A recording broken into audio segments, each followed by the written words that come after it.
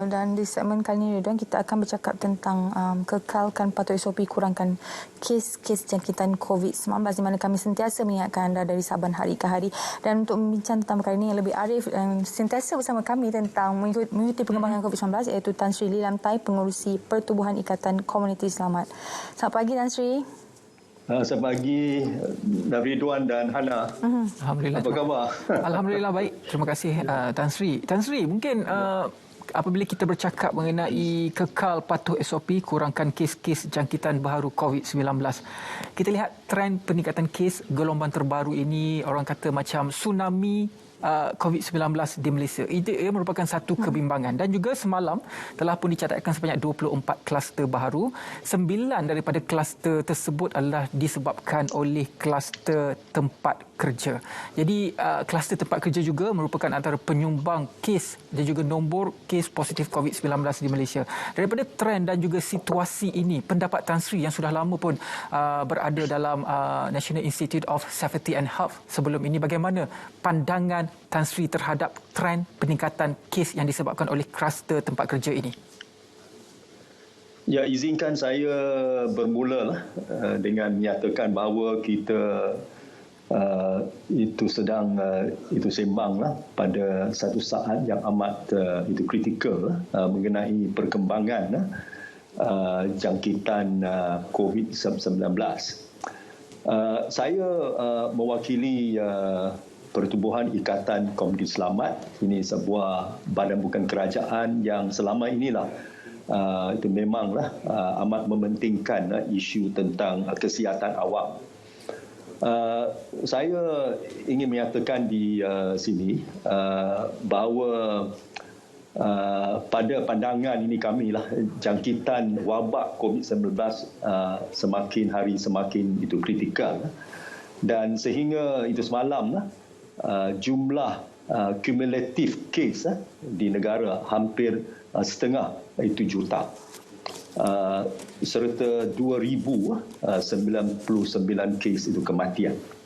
Dan semalam sahaja 6,806 kes positif baru dengan 59 kematian. Satu angka yang saya anggap tertinggilah sejak pandemik itu menular.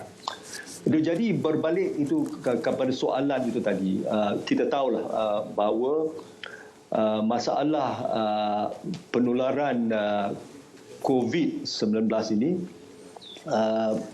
berpunca dari itu pelbagai pihak. Itu salah satunya ialah itu kluster tempat kerja. Ini seperti mana yang kita dapat menyaksikan bahawa apabila wabak COVID-19 ini bermula, banyak telah diperkatakan mengenai kluster kerja. Dan ini ialah sesuatu yang tidak dapat kita itu nafikan. Misalnya di tempat pembinaan dan juga sekarang termasuklah tempat di mana ada industri-industri yang melibatkan ramai pekerja yang terlibat.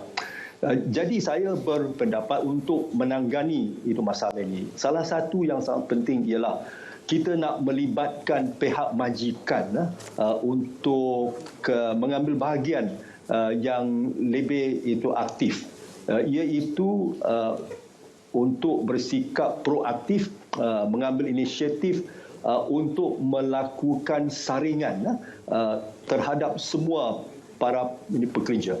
Saringan ini ialah salah satu perkara yang sangat penting, oleh sebab hanya melalui saringan jadi kita dapatlah mengenal pasti siapa yang ada terlibat, ini siapa yang disahkan sebagai positif. Dan apabila kita tahu bahawa golongan selepas saringan kita tahu bahawa mereka yang itu sudah terkena dengan COVID, jadi ini kita nak isolate mereka ataupun mengasingkan itu mereka supaya mereka dapat diberikan rawatan dan itu sebagainya.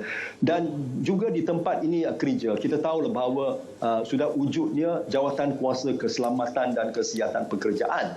Dan saya rasa amat penting bahawa Jawatan Kuasa Keselamatan dan Kesihatan Pekerjaan itu juga harus mengadakan perbincangan secara teliti tentang bagaimana di suatu tempat itu kerja langkah-langkah boleh diambil untuk meningkatkan tahap itu keselamatan. Ini supaya kita nak memastikan semua pekerja ini adalah selamat.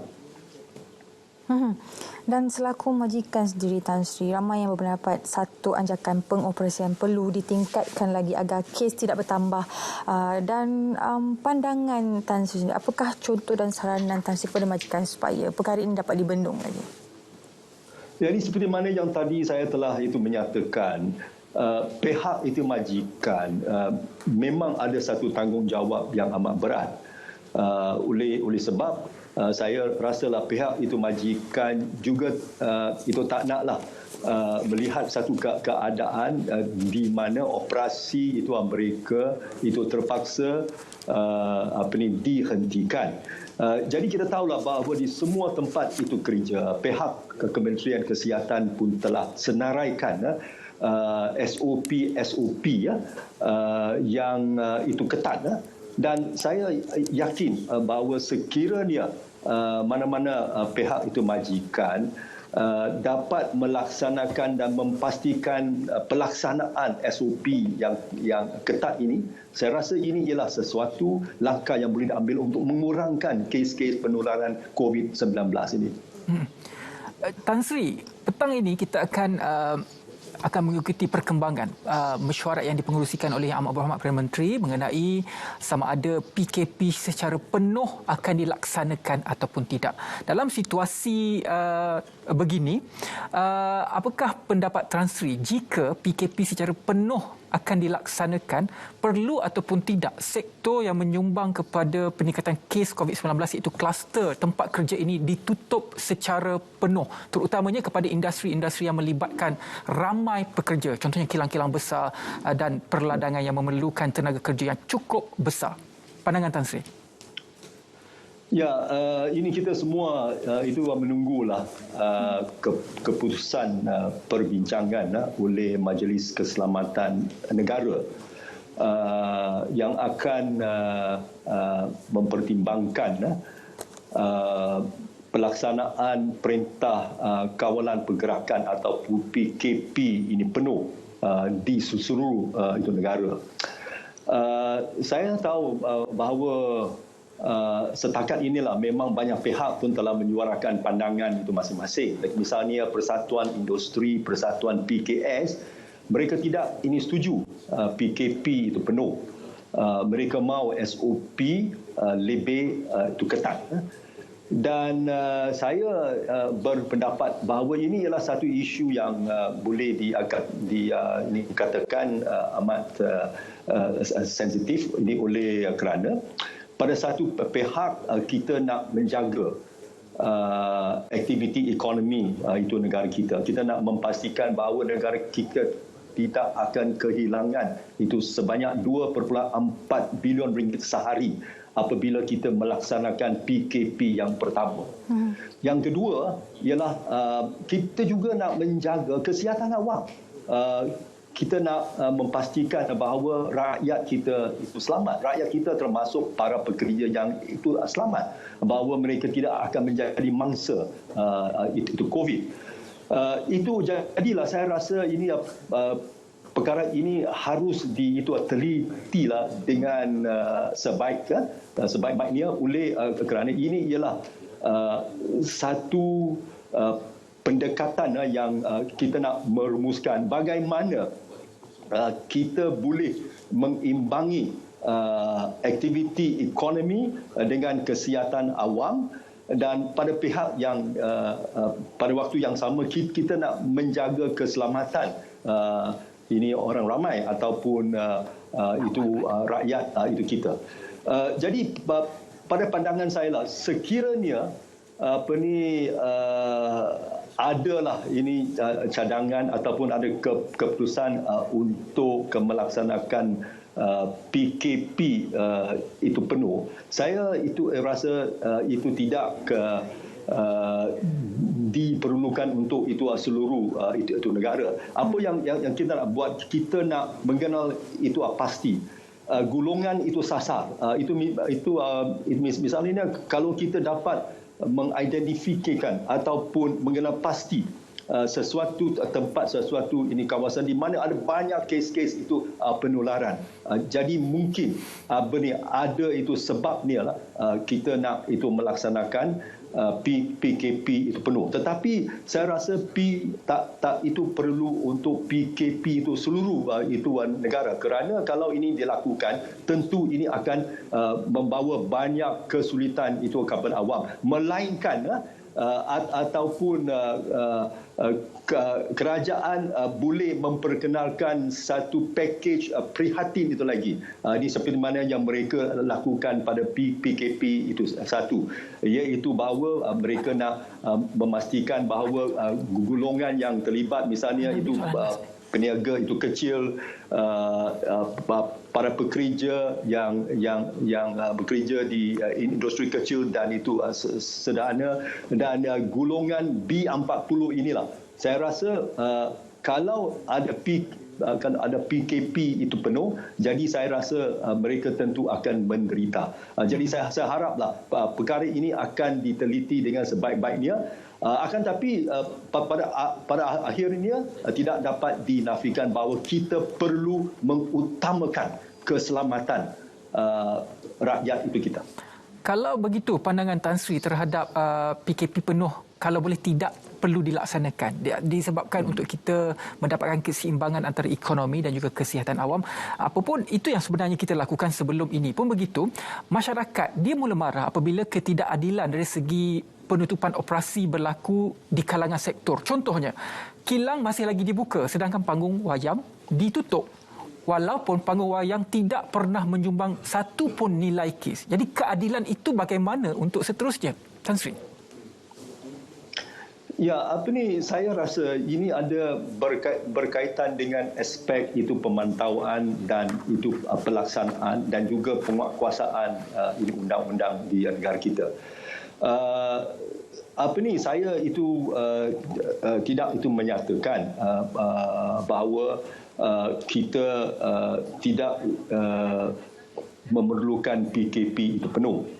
Apa yang saya mencadangkan tadi ialah bahawa kita nak tumpukan PKP itu penuh untuk ke tempat-tempat yang ada banyak kes ini penularan. Itu sama ada iaitu di suatu kawasan itu tertentu yang kita dapat itu memastikan. Dan di situ saya rasa kita tidak ada itu pilihan melainkan dengan pelaksanaan PKP itu penuh. Tapi untuk itu misalnya itu negeri-negeri lain ataupun itu kawasan-kawasan itu hijau itu misalnya, saya rasa di sana kita tak itu perlu PKP itu penuh. Cuma mungkin di kawasan-kawasan itu merah, kawasan yang dianggap sebagai paling itu serius, mungkin di situ ada. Jadi untuk mengelakkan situasi ini, saya rasa saya nak berbalik itu kepada tajuk perbincangan hari ini, dan itu ialah kita nak memastikan bahawa kita nak kekalkan pematuhan kepada SOP. Sebab saya rasa ini ialah satu isu itu pokok, satu isu yang paling itu penting. Ini sebab yang tadi kita pun ada dengar ini Yang Berhormat Menteri KJ ada menyatakan berkenaan dengan isu vaksinasi. Itu memanglah itu kita rasa gembira bahawa kuantiti yang lebih itu banyak akan disalurkan ke itu negara itu Malaysia. Tetapi kita juga mesti menyedari bahawa vaksinasi ini hanya merupakan apa yang saya sifatkan itu sebagai pelindungan dalaman ataupun internal protection. Tetapi pematuhan kepada SOP ini amat itu penting kerana ini dianggap sebagai external protection. Itu jadilah saya itu rasa kalau kita di mana-mana tempat, sama ada tempat itu kerja, di mana-mana tempat di mana kita membiarkan ataupun di mana kita membenarkan aktiviti perniagaan, kita nak memastikan pematuhan kepada SOP dan kita tidak boleh bertolak ansur dalam perkara ini. Ini kerana pada akhirnya kalau SOP ini tidak dipatuhi, kita boleh menjangkakan bahawa penularan jangkitan COVID ini akan menjadi lebih serius. Baik, terima kasih sekali lagi Tan Sri Lilam Tai, Pengerusi Pertubuhan Ikatan Komuniti Selamat, kerana sudi bersama kami bincang tentang perkara yang begitu penting dan orang kata sangat memberi kesedaran kepada orang ramai juga di luar sana. Dalam keadaan itu sebelum itu bolehkah saya itu mengakhirilah dengan sikit itu nasihat saya. Silakan sedikit nasihat itu masyarakat. So ada beberapa itu perkara lah saya harap rakyat kita akan memberi perhatian berat. Yang pertama ialah kepatuhan kepada SOP demi keselamatan kesihatan setiap individu dan anggota itu ini keluarga. Yang kedua, ini sangat penting, kita mesti ada kawalan itu kendiri ataupun disiplin. Saya nampak apa yang berlaku ini baru-baru ini ialah bahawa aspek tentang disiplin saya rasa sangat itu lemah. Ada orang yang mereka tidak memakai pelitup muka dengan cara yang itu betul, ada tidak penjarakan sosial dan mereka tidak mengikuti standard hygiene yang itu penting. Yang ketiga ialah anggap ini sebagai tanggungjawab itu peribadi, sebagai tanggungjawab setiap itu warga negara untuk melindungi to protect our country, to protect Malaysia. Dan yang kalau boleh kurangkan pergerakan, tak itu perlu. Ini keluar, jangan stay at home lah. Ini saya rasa ini sangat simple, ini message yang simple, tapi saya rasa ini bolehlah membantu untuk memastikan bahawa kita dapat menyumbangkan apa yang kita boleh itu korbankan untuk melandaikan lingkup ke penularan COVID-19. Terima kasih. Terima kasih banyak-banyak kepada Tan Sri Lilam Tai, Pengerusi Pertubuhan Ikatan Komuniti Selamat. Memberi pencerahan kepada kita semua apakah perlu kita lakukan dan juga apakah idea-idea seterusnya untuk kita melaksanakan pematuhan SOP supaya kita dapat mengurangkan kes baharu COVID-19. Rakan kami di Met Malaysia telah pun bersedia untuk laporan cuaca. Silakan.